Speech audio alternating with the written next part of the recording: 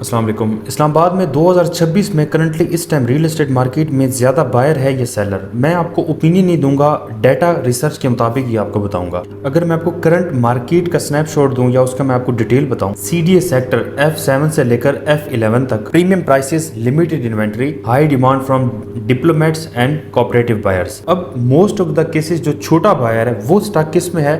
चक्री वाली housing societies में। DHA फेज़ 1 से लेकर फेज़ 3 तक आपको जहां भी ओपन प्लॉट मिले आप वहां परचेज कर सकते हैं।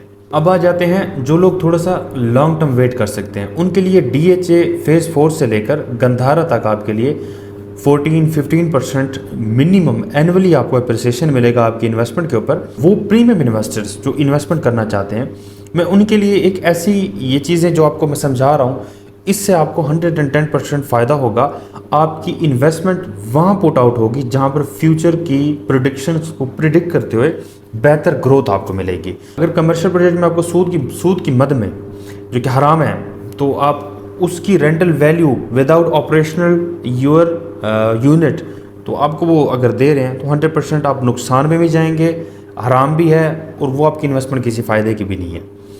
तो उससे बेहतर है कि आप जो मैंने आपको बताया CDA सेक्टर F7 से F11 तक, DHA फेज़ 1 से फेज़ 3 तक, new blue area, old blue area, जहाँ भी इन्वेस्टमेंट करें अच्छा खासा आपको प्रॉफिट हो। इस टाइम बेस्ट जो जोन है बाय करने का या बेस्ट इन्वेस्टमेंट का, वो कौन कौन सा है वो मैं आपको बताता हूँ। DHA फेज़ 6 इंफ्रास्ट्रक्चर कंप्लीट हो चुका है, प्राइसेस भी स्टेबल हैं। सेकंड ऑप्शन है PWD हाउसिंग प्रोजेक्ट। इसके बाद है जी federal employment cooperative housing society. इसके बाद अगर आप मजीद थोड़ा सा वेट कर सकते हैं तो आपके लिए फैसल टाउन फेज़ 2 है। याद रहे ये प्रोजेक्ट ओनली ऑन आप मिनिमम आपने अपने माइंड में रखना है 8 से 10 साल। ये अर्ली एंट्री पॉइंट्स हैं। Buy in high demand ready plots, जो कि डिमांड बहुत ज़्यादा है, हालांकि उतना प्राइसेस है नहीं।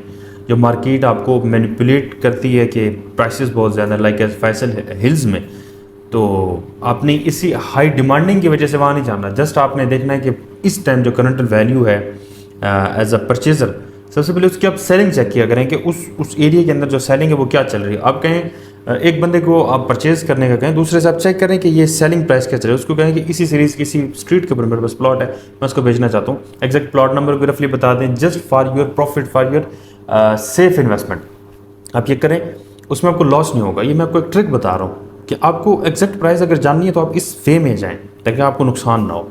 क्योंकि मेरा जो मेन मोटिव ये आपको चीज़ें बेचना नहीं है, आपकी हेल्प आउट करना है ताकि आपको फ़ायदा हो प्रॉपर्टी में जहाँ भी आप इन्वेस्टमेंट करते हैं। एक्सट्रीमली हाई प्रीमियम जो इन्वेस्टमेंट है आपकी F6 F7 इस्लामाबाद। इसके बाद अभी मेरी जो इन्वेस्टमेंट के लिए आपको एडवाइस होगी वो क्या होगी। अगर आपने शॉर्ट टर्म इन्वेस्टमेंट करनी है तो आप 1 से 2 साल के अंदर जो प्रोजेक्ट ऑलमोस्ट कंप्लीशन की तरफ है वहाँ पर इन्वेस्टमेंट करें। वो हाई डिमांड प्रोजेक्ट्स हैं, वो भी हम आपको बताएंगे कि आपके लिए बेस्ट प्रोजेक्ट कौन सा होगा। अगर प्लॉट में इन्वेस्टमेंट करना चाहते हैं तो 1 से 2 साल के लिए आप लाइक एस DHA फेज़ 1 से फेज़ 3 तक कर सकते हैं। और भी बहुत ऑप्शन है, वो आप मुझे व्हाट्सएप पर रब्ता कर लेंगे, मैं आपको बता दूंगा। आप किस एरिया में इंटरेस्टेड हैं कमेंट में आप बताएं, मैं उस एरिया की डेडिकेटेड एनालिसिस वीडियो बनाऊंगा और इंशाल्लाह आपको उससे ज़्यादा से ज़्यादा फ़ायदा होगा।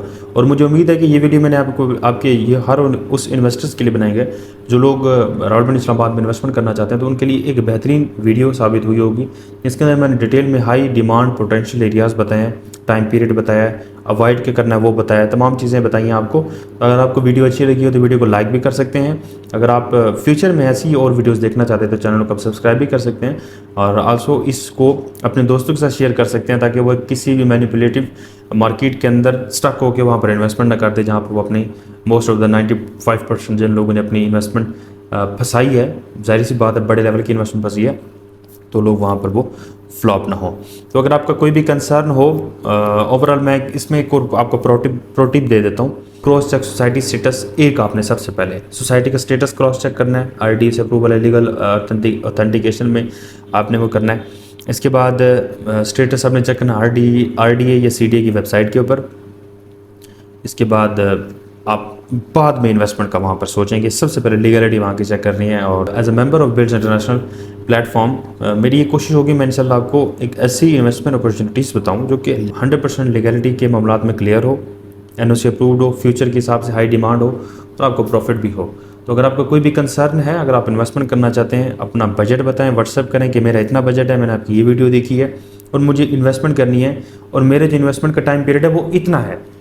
दूसरा ये कि आप किस टाइप पर्पज़ के लिए इन्वेस्टमेंट कर रहे हैं। अगर हाई रिस्क में कर रहे हैं, खुद के लिए कर रहे हैं, या आप ओवरसीज़ हैं तो रेंट आउट करना है, तमाम चीज़ें। अगर आपका कोई भी सवाल है अकॉर्डिंग टू योर इन्वेस्टमेंट तो आप मुझे व्हाट्सएप पर आप रब्ता कर सकते हैं। Thank you so much.